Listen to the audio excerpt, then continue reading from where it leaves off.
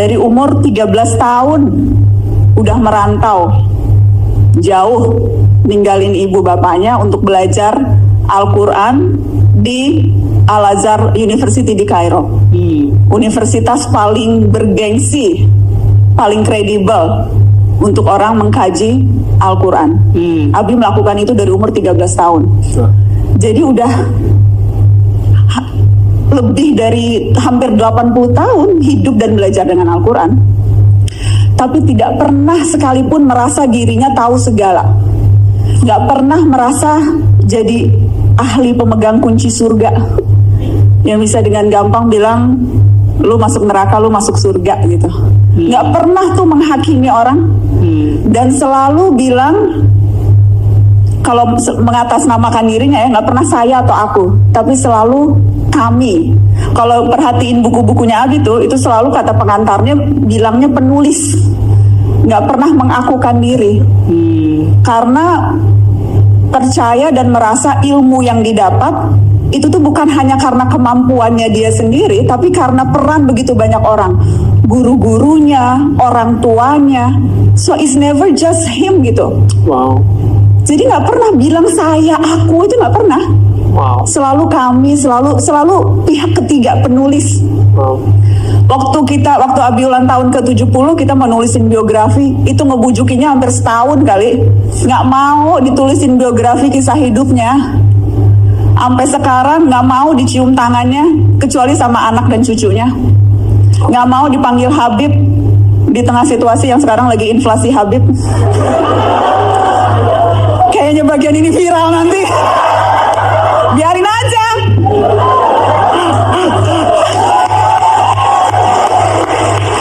Tapi itu nggak mau gitu.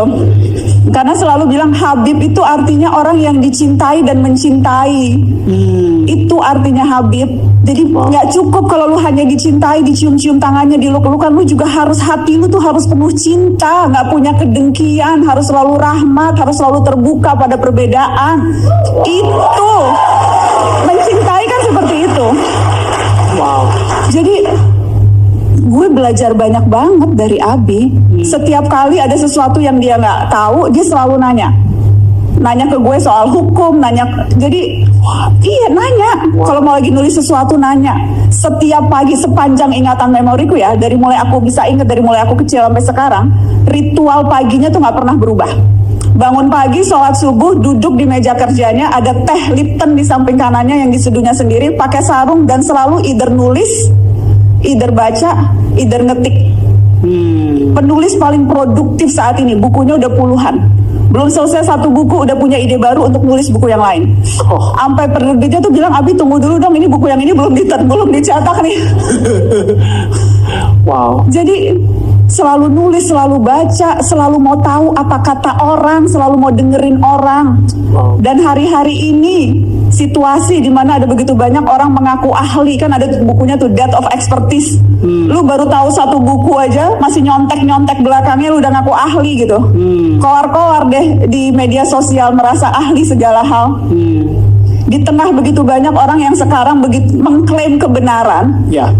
Abi itu contoh buat gue yang luar biasa.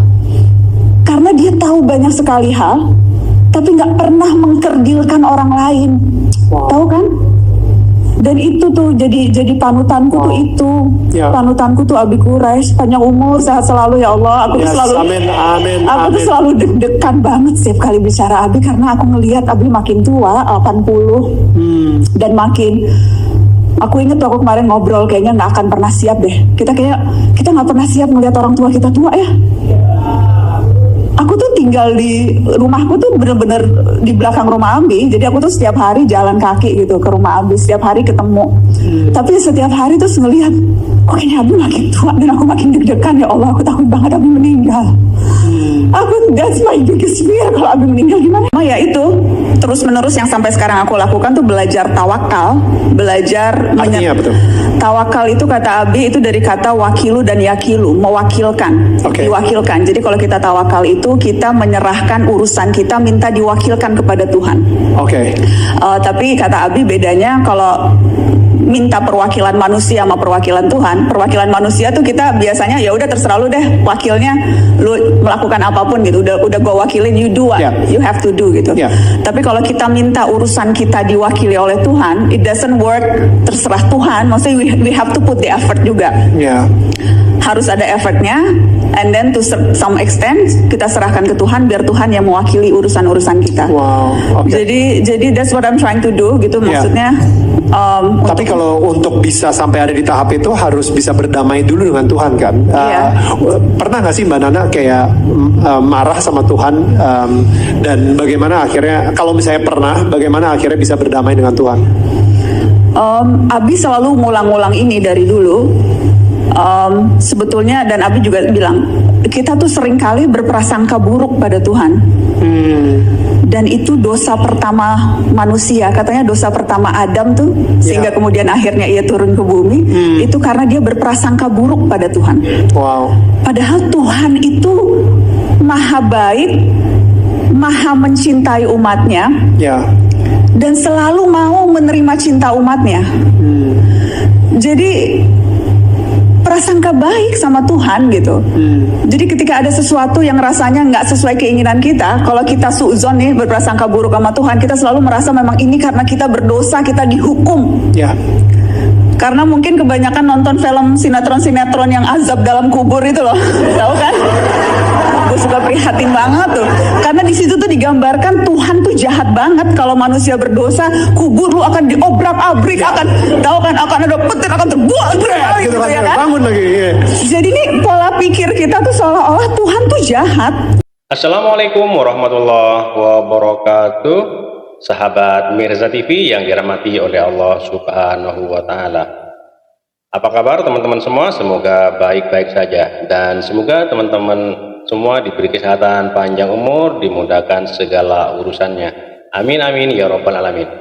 Pada kesempatan kali ini saya mau berbagi ceramah agama dari Kiai Haji Imaduddin Usman Al-Bantani, yang mana Kiai Haji Imaduddin Usman Al-Bantani membahas tentang masalah nasab Alawi. Yuk, seperti apa ceramahnya? Langsung saja menuju ke videonya. Let's go. Assalamualaikum warahmatullahi wabarakatuh.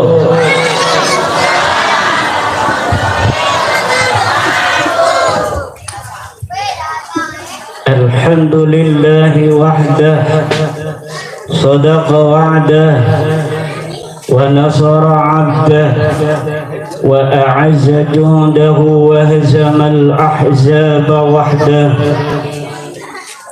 أشهد أن لا إله إلا الله وحده لا شريك له، وأشهد أن محمدا عبده ورسوله. اللهم صل وسلم على حبيبك المصطفى سيدنا محمد صلى الله عليه وسلم المقتفى، وعلى آله وصحبه أهل الصدق والوفاء. أما بعد، فيا أصحاب الفضائل حضرات المكرمين، para kiai, para ulama, wabilkhusus Syekhina al-Karim al-alim al-mujahid fi sabilillah Kiai Haji Encep Subandi, Ketua MWC NU Kecamatan Tiga Raksa Al-Mukarram Ustadz Asfihani, Ketua Ansor Kecamatan Tiga Raksa, Ketua Ibnu IPP NU, lembaga-lembaga, para hadirin kaum muslimin muslimat rahimakumullah. Seorang penulis Kristen bernama Michael Hart, dia membuat sebuah penelitian tentang 100 tokoh dunia yang paling berpengaruh. menempatkan Nabi besar Muhammad sallallahu alaihi wasallam di ranking pertama sebagai manusia yang paling berpengaruh di dunia. Kenapa seorang Kristen, seorang Barat yang bernama Michael Hart sampai dengan jujurnya menempatkan baginda Nabi sebagai orang pertama yang paling berpengaruh di dunia? Karena hanya dalam waktu 23 tahun Nabi Muhammad sallallahu alaihi wasallam menyebarkan agama Islam. Agama Islam menyebar dari seluruh Jazirah Arabiyah. Untuk pertama kalinya dalam sejarah dunia, orang Arab bersatu dalam satu bendera, yaitu bendera Nabi besar Muhammad sallallahu alaihi wasallam. Kemudian ketika Rasulullah sallallahu alaihi wasallam tiada, perjuangan menyebarkan agama Islam dilanjutkan oleh para sahabat, kemudian dilanjutkan oleh para tabi'in, dilanjutkan oleh tabi'it tabi'in, dilanjutkan oleh para ulama. Al-ulama warasatul anbiya. Para ulama adalah pewaris para nabi. Agama Islam bukan agama nasab. Agama Islam adalah agama ilmu. Pewaris para nabi bukanlah keturunannya, tapi pewaris para nabi adalah dia yang mengambil ilmunya, Nabi besar Muhammad sallallahu alaihi wasallam. Maka tidak boleh ada orang yang merasa lebih berhak atas agama Islam kecuali para ulama. Tidak boleh ada orang merasa lebih berhak atas agama Islam dalam sisi apapun, hanya bergelar nasab saja. Tapi dia harus mewarisi ilmunya baginda Nabi besar Muhammad sallallahu alaihi wasallam. Orang yang mengaku cucu Nabi tapi dia tidak punya ilmunya baginda Nabi tidak berhak bicara atas nama agama Nabi Muhammad sallallahu alaihi wasallam. Yang berhak bicara tentang agama Islam adalah pewarisnya baginda Nabi, yaitu para ulama, para kiai, orang-orang yang mengambil dari baginda Nabi mustika ilmunya baginda Nabi, jailan an jailin, khalafan an khalafin, dari satu generasi ke generasi yang lainnya, dari satu guru ke guru yang lainnya. Selain para ulama, tidak boleh ada orang yang berbicara tentang Islam tanpa dia punya ilmu baginda Nabi besar Muhammad sallallahu alaihi wasallam. Apakah di Indonesia ada cucu Nabi? Di dunia ada cucu Nabi, tapi di Indonesia ini belum ada yang terbukti secara ilmiah bahwa dia adalah cucu dari baginda Nabi besar Muhammad sallallahu alaihi wasallam. Sayyidina Syekh Abdul Qadir Al-Jailani radhiyallahu an, yang malam hari ini kita hauli beliau sebagai Sultanul Aulia, sebagai ulama besar, adalah cucu dari baginda Nabi besar Muhammad sallallahu alaihi wasallam. Walaupun dalam sisi silsilah dipermasalahkan oleh para ahli nasab, tetapi itu semua karena apa? Karena baginda Sayyidina Syekh Abdul Qadir Al-Jilani semasa hidupnya tidak pernah mengaku-ngaku sebagai cucu baginda Nabi. Kemudian ketika beliau wafat, maka anak cucunya menulis nasab yang diketahui daripada kakeknya ini, dan diragukan oleh ahli nasab.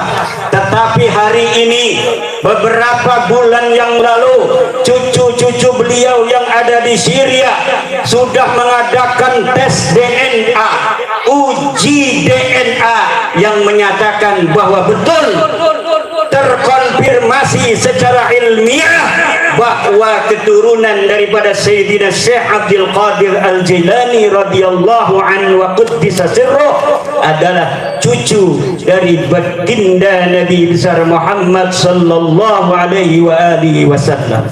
Maka siapa saja yang mengaku sebagai cucu baginda Nabi ingin dipercaya, silahkan adakan tes DNA, dan kita akan percaya kalau DNA-nya sesuai dengan DNA orang Arab, sesuai dengan DNA Bani Hashim, sesuai dengan DNA daripada Bani Abi Talib, ayah daripada Sayyidina Ali karramallahu wajhah. Karena apa, saudara-saudara? Hari-hari ini banyak orang yang mengaku-ngaku sebagai cucunya baginda Nabi besar Muhammad, kemudian mereka datang untuk memecah belah umat. Ini sudah sampai kepada titik yang sangat mengkhawatirkan. Ulama selama ini diam. Kenapa? Karena selama ini belum ada indikasi umat Islam terbelah. Kalau dia ngaku cucu Nabi untuk mempersatukan Islam, urusan ngakunya pada cucu Nabi itu urusan dia dengan Allah. Tetapi mempersatukannya itu ada nilai manfaatnya. Kalau dia ngaku cucu Nabi, mengajak orang-orang tiga rasa untuk salat 5 waktu, mengajak umat Islam untuk berpuasa, mengaku cucu Nabi untuk mendekatkan diri kepada Allah, mengajak umat Islam untuk mendekatkan diri kepada Allah, itu tidak ada bahayanya, kita biarkan. Tapi kalau dia mengaku cucu baginda Nabi, kemudian datang untuk memecah belah umat Islam, maka kita akan uji sampai mana kebenaran bahwa dia cucu Nabi, baik secara ilmu nasab, secara silsilah dari kitab-kitab abad ke-5, abad ke-6, abad ke-7, abad ke-8, abad ke-9 Hijriah. Kita jadikan pedoman untuk mengukur keabsahan daripada nasab seseorang yang mengaku sebagai cucunya baginda Nabi. Kalau secara silsilah dari kitab-kitab yang terpercaya, dia terkonfirmasi sebagai cucu baginda Nabi, baru kita percaya dia sebagai cucu baginda Nabi. Apalagi kalau berani tes DNA seperti keturunan daripada Syekh Abdul Qadir Al-Jilani. Tapi kalau orang yang sudah tidak terkonfirmasi sebagai cucunya baginda Nabi, kemudian datang ke umat Islam untuk memecah belah umat Islam, dia mengaku-ngaku cucu Nabi di hadapan publik, ini punya konsekuensi besar terhadap agama Nabi besar Muhammad sallallahu alaihi wasallam. Apalagi dia menjadikan umat Nabi Muhammad dijadikan sebagai budak, bukan diangkat derajatnya, tapi dijadikan sebagai budak-budak manusia, diajak demo yang tidak ada manfaatnya, bukan demi agama, bukan demi Rasulullah, bukan demi apapun yang bermanfaat bagi yang diajak, tetapi hanya demi namanya semata. Maka ini memanfaatkan umat Islam untuk kepentingan pribadi. Para ulama tidak boleh diam lagi. Para ulama harus menyelamatkan umat Muhammad sallallahu alaihi wasallam yang telah diperdekakan oleh Muhammad sallallahu alaihi wasallam. Ulama sebagai pewaris memiliki tanggung jawab untuk menjaga umat Islam ini dari perbudakan manusia. Kalau dia mengaku cucu Nabi di hadapan publik untuk memecah belah, boleh bagi bagi siapa yang mendengarnya untuk datang ke polisi untuk melaporkan dia melakukan kebohongan publik, biar diuji di pengadilan apa betul dia sebagai cucu baginda Nabi besar Muhammad sallallahu alaihi wasallam. Tapi kalau dia hanya mengaku cucu Nabi, mengajak orang untuk sholat, mengajak orang untuk puasa, mengajak orang untuk bersatu, mengajak orang untuk memuliakan ulama, maka kita biarkan. Tapi kalau indikasinya sudah mau memecah umat Islam, apalagi memecah belah antar suku, memecah belah bangsa Indonesia yang dari Sabang sampai Merauke sudah 70 tahun merdeka, di dalam suka dan duka kita bisa membawa Indonesia sampai hari ini. Tidak ada perang saudara, kalaupun ada kecil sekali frekuensinya. Namun sekarang ada upaya-upaya untuk mengadu domba antar umat Islam dengan umat Islam lainnya, memecah belah antar satu umat Islam dengan kelompok umat Islam lainnya. Ini tidak boleh dibiarkan oleh para ulama, tidak boleh dibiarkan oleh para santri. Para ulama harus ngomong, para ulama harus bersuara untuk menjaga iman, menjaga persatuan umat Islam Indonesia yang kita cintai, yang bagi seluruh para santri Nahdlatul Ulama mempunyai tanggung jawab besar untuk menjaganya, seperti apa yang diamanahkan oleh Mbah Hasyim Asy'ari, yang diamanahkan oleh ulama-ulama Nahdlatul Ulama, bahwa NKRI ini adalah warisan yang harus dijaga, tidak boleh dipecah belah lagi. Tidak boleh ada upaya untuk memecah belah antar umat Islam. Tidak boleh ada upaya untuk menjauhkan para kaum muslimin dari ulama. Ini indikasi menjauhkan umat Islam dari ulama pun sudah ada, untuk dia mengambil para umat ini untuk dijadikan budak-budaknya, kemudian diajak untuk berdemo, diajak untuk berbuat sesuatu yang dapat mengganggu keamanan dan ketertiban bangsa Indonesia ini. Haul Syekh Abdul Qadir pada hari ini, pada malam hari ini, dan maulidnya baginda Nabi besar Muhammad sallallahu alaihi wasallam, mari kita dijadikan sebagai momentum kita untuk meningkatkan kecintaan kepada baginda Nabi besar Muhammad sallallahu alaihi wasallam. Dengan apa? Mencintai beliau, mencintai agama beliau, mencintai ajaran-ajaran beliau yang secara lumintu mutawatir, sanadan an sanadin, dijaga oleh para ulama-ulama kita, dijaga oleh para kiai-kiai kita, aman, tentram, penuh dengan penghormatan antara sesama. Tidak ada manusia yang merasa lebih tinggi dari manusia lainnya kecuali dengan ilmu. Tidak ada yang lebih merasa mulia kecuali dengan takwa. Itulah ajaran agama Allah. Inna akramakum indallah atqakum. Sesungguhnya yang paling mulia di antara kalian adalah orang yang paling bertakwa. Kalau mau mulia, bertakwalah. Kalau mau tinggi pangkatnya, maka berilmulah. Yarfa'illahu alladhina amanu minkum walladzina utul ilma darajah. Selain takwa dan ilmu dalam agama Islam tidak dicatat.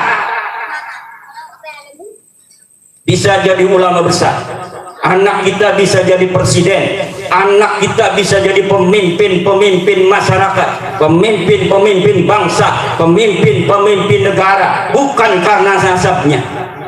Siapapun dia, anak siapapun dia, kalau dia berilmu, dia bisa jadi bupati Tangerang. Kalau dia berilmu, dia bisa jadi camat Tiga Raksa. Kalau dia berilmu, dia bisa jadi gubernur Banten. Kalau dia berilmu, dia bisa jadi pengganti Bapak Joko Widodo. Amin. Kalau dia pengen mulia, bertakwalah. Kalau dia sholat, ma'ruf nahi mungkar, maka dia akan menjadi orang yang mulia, bukan karena nasabnya tapi karena takwanya. Tinggi pangkatnya bukan karena nasabnya tetapi karena ilmunya. Ini yang harus diajarkan kepada umat Islam seluruh Indonesia. Anak-anak kita tidak boleh belum apa-apa sudah pesimis karena banyak ajaran-ajaran nasab. Semuanya bicara nasab. Kalau mau ngomong nasab, tuh Ketua PCNU Kabupaten Tangerang, cucu Sultan Maulana Hasanuddin Kiai Icap Subandi. Pernah enggak kalian mendengarkan? Anda dengarkan kalian bahwa Kiai Encek mengaku-ngaku di hadapan publik bahwa dia cucu daripada Sultan Hasanuddin. Mungkin orang Tiga Raksa aja nggak ada yang tahu. Kenapa? Karena bagi ulama tidak ada nasab itu diunggulkan.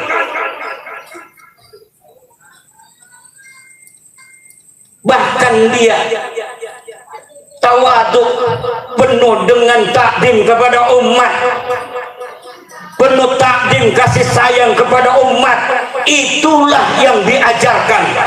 Bukan belum apa-apa bicara nasab, bukan belum apa-apa orang harus hormati saya karena saya cucu dan raja, karena saya cucunya raja, karena saya turunannya baginda. Tidak boleh ada yang demikian lagi di negara Republik Indonesia. Selain tidak ada ajaran Islamnya, tidak sesuai dengan Pancasila, sila kedua, kemanusiaan yang adil dan beradab. Karena sudah malam kita ceramahnya marah-marah.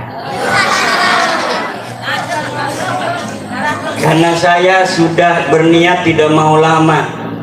Karena kita sudah dapat barokah yang luar biasa dengan barokah daripada Ustadz Asbihani.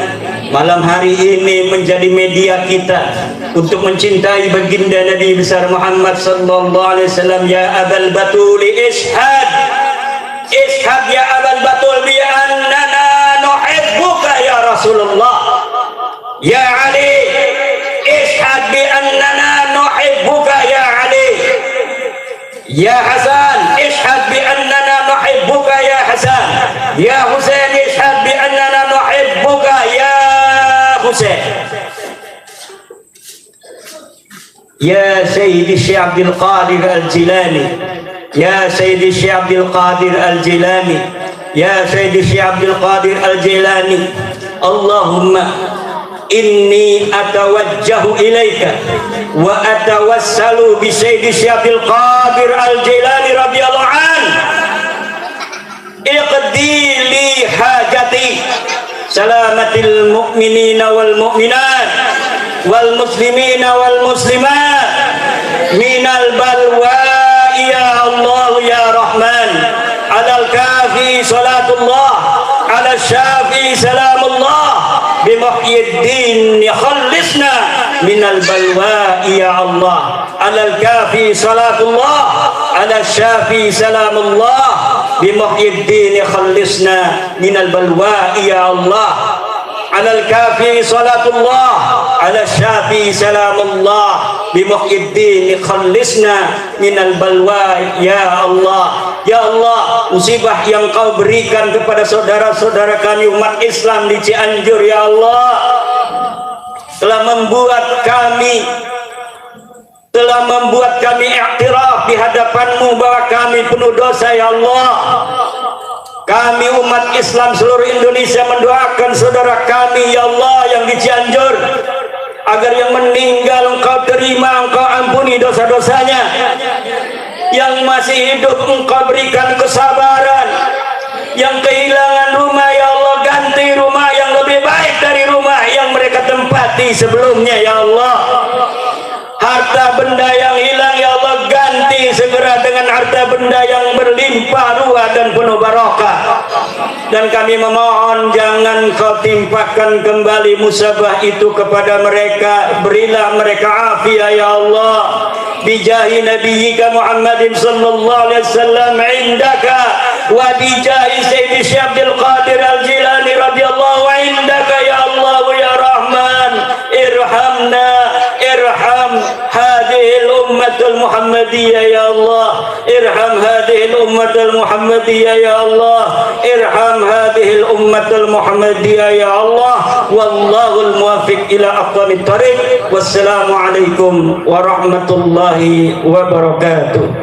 Jadi itu ya teman-teman, ceramah agama dari Kiai Haji Imaduddin Usman Al-Bantani, yang mana di setiap kali berceramah Kiai Haji Imaduddin Usman Al-Bantani membahas tentang masalah nasab balawi. Jadi yang jadi sorotan dari Kiai Haji Imaduddin Usman Al-Bantani tentang para habaib yang mengaku-ngaku cucu Nabi gitu ya teman-teman. Diminta untuk tes DNA, tidak ada yang mau, padahal saudara-saudaranya yang ada di Yaman sudah ada 180 orang sudah melakukan tes DNA dan hasilnya haplogrupnya itu G. Jadi kalau menurut dari penelitian sejarah tes DNA ilmu nasab juga tidak terbukti, ya tidak terbukti kalau klan Balawi ini tersambung kepada Rasulullah, artinya terputus. Jadi hanya ngaku-ngaku aja gitu ya teman-teman. Jadi Kiai Haji Imaduddin Usman Al-Bantani ini selalu membahas tentang masalah nasab Balawi, karena dalam setiap ceramahnya para habaib ini selalu mengagung-agungkan bahwa dirinya itu keturunan Nabi atau cucu Nabi gitu ya teman-teman. Oke, terima kasih buat teman semua. Mohon maaf apabila ada kata-kata yang salah, yang kurang berkenan, mohon dimaafkan. Dan buat teman-teman yang baru menemukan channel ini, mohon dukungannya dengan cara subscribe, like, comment, and share, dan nyalakan loncengnya agar tidak ketinggalan video-video menarik lainnya. Terima kasih buat semuanya, sampai jumpa di video selanjutnya. Wassalamualaikum warahmatullahi wabarakatuh. Sukses selalu buat kita semua.